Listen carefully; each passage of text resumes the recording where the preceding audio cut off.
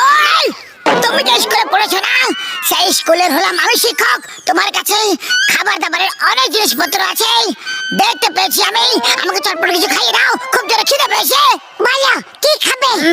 এক কাজ করো, চটপট আলুর পরোটা বানিয়ে দাও। এখন দিচ্ছি।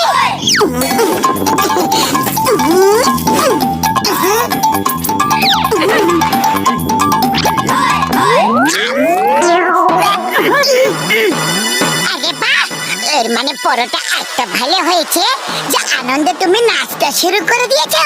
নাও আরো দিচ্ছি, এখনই এখনই দেবো।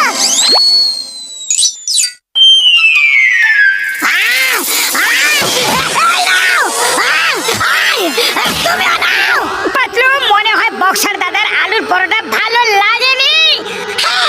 মনে হচ্ছে ওতে ঝাল বেশি হয়ে গেছিল।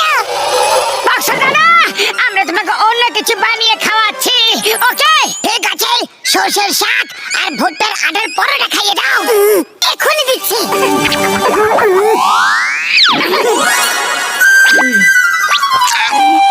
বক্সা দাদা, কি হলো?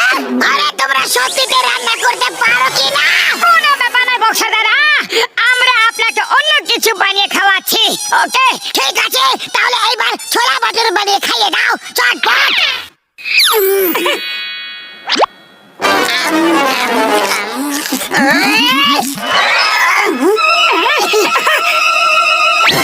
আরে এবার কি হয়ে গেল বড়দা?